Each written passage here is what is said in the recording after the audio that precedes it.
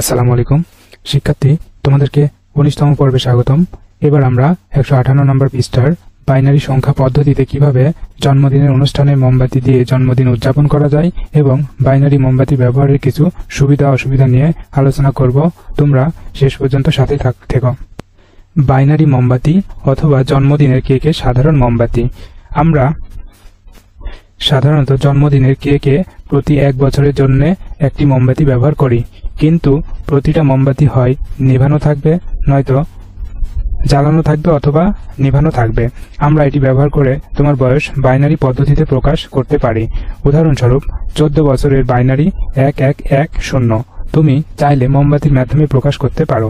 তার আগে এই 14 দশমিক সংখ্যা, এই 14 দশমিক সংখ্যাকে কিভাবে বাইনারিতে নিয়ে গেলে এটা আসে, আমি এটা সংক্ষেপে একটু দেখাই দিচ্ছি, এই জন্য আমি বোর্ডে যাচ্ছি।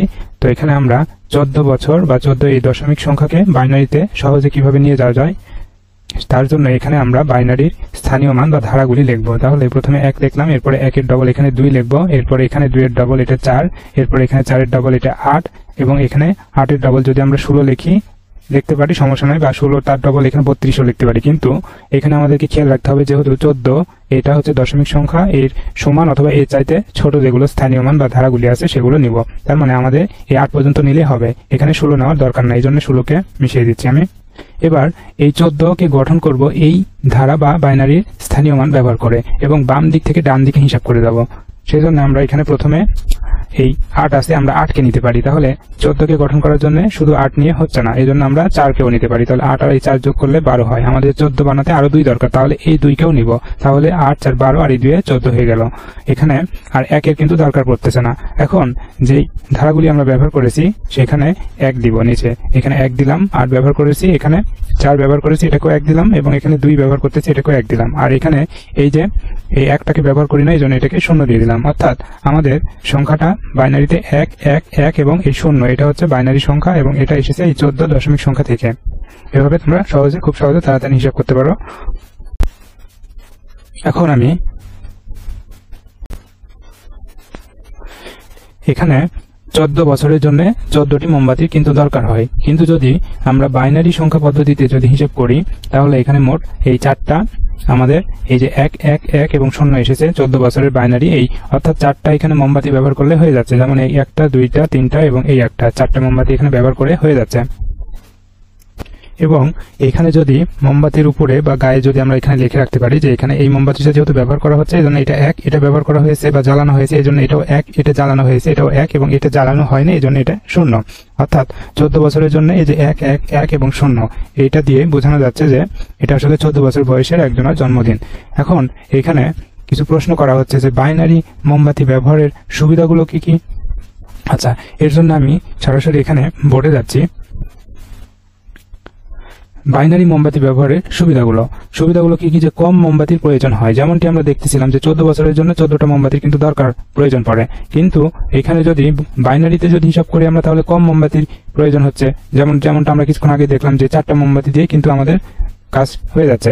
আর এরপরে খরচ কম হয়, যদি 14টা মোমবাতি যদি ব্যবহার করতাম তাহলে অনেক বেশি খরচ হতো, অথচ 4টা মোমবাতি দিয়ে কিন্তু এক্ষেত্রে খরচ কম হচ্ছে। এরপরে মোমবাতির অপচয় কম হয়, হচ্ছে। মোমবাতিগুলো পুনরায় ব্যবহার করা যায়, যেটা ব্যবহার করা হয় না। আমি যদি বোর্ডে না, এখানে বইয়ের পৃষ্ঠায়, যেমন এটা ব্যবহার করা হচ্ছে না, এটা কিন্তু জ্বালানো হচ্ছে না, অর্থাৎ এটা কিন্তু আবার পরবর্তীতে ব্যবহার করা যাবে, মানে এটা নষ্ট হচ্ছে না। সেজন্য এখানে বলা হচ্ছে যে মোমবাতি পুনরায় ব্যবহার করা যায়, মানে যেটা ব্যবহার করা হচ্ছে না সেটা পরবর্তীতে ব্যবহার করা যাবে। এরপরে কম সংখ্যক মোমবাতি দিয়ে সম্পূর্ণ বয়সকে প্রকাশ করা সম্ভব, যেমনটা আমরা এখানে দেখতেছিলাম যে 14 বছরের জন্য 14টা মোমবাতি দরকার, কিন্তু বাইনারি সংখ্যা পদ্ধতিতে যদি হিসাব করি তাহলে এখানে 4টা মোমবাতি দিয়েই বা কম সংখ্যক মোমবাতি দিয়েই এই কাজটা সম্পূর্ণ করা যায়। এভাবে এই সুবিধাগুলো আমরা পাচ্ছি, বাইনারি মোমবাতি ব্যবহার করে আমরা এই সুবিধাগুলো পেলাম। এরপরে 2 নম্বরে প্রশ্ন বলেছে যে বয়স বাড়ার সাথে সাথে কেন বাইনারি মোমবাতি ভালো একটি আইডিয়া হয়। এর জন্য আবার আমরা আমাদের এখানে বোর্ডে যাই। এখানে আমি লিখে রাখছি যে বয়স বাড়ার সাথে সাথে কেন বাইনারি মোমবাতি ভালো একটি আইডিয়া হয়। এটার উত্তর হচ্ছে যে কোনো ব্যক্তির বয়স বাড়ার সাথে সাথে জন্মদিনের অনুষ্ঠানে মোমবাতির সংখ্যা বৃদ্ধি পায় বা বেশি হয়। এখন ধরি একজন ইমরানের বয়স 16 বছর, দশমিক সংখ্যা 16কে বাইনারি সংখ্যায় প্রকাশ করলে 1 লিখে 4টা 0, অর্থাৎ এটা হয় এখন বা ইমরান যদি 16তম জন্মদিন পালন করে তবে ইমরানকে 16টি মোমবাতি ব্যবহার করতে হবে এবং সবগুলো মোমবাতি জ্বালাতে হবে। কিন্তু যদি ইমরান বাইনারি মোমবাতিতে জন্মদিন পালন করে তাহলে মোট 5টি মোমবাতি ব্যবহার করলেই হবে। যেহেতু এখানে 5টা অঙ্ক বা 5টা বিট আছে, তার মানে 5টি মোমবাতি ব্যবহার করলে হবে। এভাবে মোমবাতি সংখ্যা ও খরচ কমিয়ে নিয়ে আনা যায়। তাই বয়স বাড়ার সাথে সাথে বাইনারি মোমবাতি ভালো একটি আইডিয়া। এরপরে আবার যদি আমরা এখানে বইয়ের পৃষ্ঠায় যাই তাহলে এখানে দেখব যে এরপরে প্রশ্নটা হচ্ছে যে বাইনারি মোমবাতি ব্যবহারের অসুবিধাগুলো কি কি, এই অসুবিধাগুলো তুমি কিভাবে অতিক্রম করবে। এর জন্য আমরা আবার আমাদের এখানে বোর্ডে বা স্লাইডে গেলাম। এখানে আমি লিখে রাখছি যে বাইনারি মোমবাতি ব্যবহারের অসুবিধাগুলো কি কি, এই অসুবিধাগুলো তুমি কিভাবে অতিক্রম করবে। এখন বাইনারি মোমবাতি ব্যবহারের অসুবিধাগুলো এখানে লেখা আছে, যেমনটি 1 নম্বরে বাইনারি সংখ্যা পদ্ধতি সম্পর্কে ধারণা না থাকা ব্যক্তিরা বুঝতে পারবে না যার জন্মদিন তার বয়স আসলে কত। এরপরে 2 নম্বরে বাইনারি মোমবাতি কিছু জ্বালানো ও নিভানো দেখে অনেকের মধ্যে বিভ্রান্তি তৈরি হবে। এরকম অসুবিধার মধ্যে আমরা পড়ে যাব যদি বাইনারি মোমবাতি ব্যবহার করতে যাই।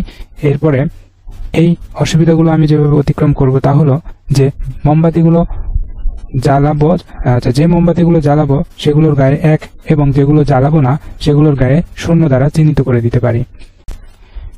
এখানে বাইনারি সংখ্যা পদ্ধতির গণনা উল্লেখ সহ এর দশমিক মানও সেখানে লিখে রাখবো বড় কাগজে বা বড় প্যাডে। এভাবে এই অসুবিধাগুলো বাইনারি সংখ্যায় জন্মদিনের মোমবাতি ব্যবহার করতে হলে এই অসুবিধাগুলো এভাবে আমরা অতিক্রম করতে পারি। এর পরের অংশটুকু পরবর্তী পর্বে আলোচনা করব ইনশাল্লাহ। সে পর্যন্ত সবাই সাথে থেকো। আর এই চ্যানেলে গণিতের উপর টিউটোরিয়াল আপলোড করা হবে নিয়মিত। চ্যানেলের টিউটোরিয়ালগুলো পেতে চ্যানেলটি সাবস্ক্রাইব করে রেখো, তাহলে নতুন কোনো টিউটোরিয়াল আপলোড করা হলে সাথে সাথে নোটিফিকেশন পেয়ে যাবে তোমরা।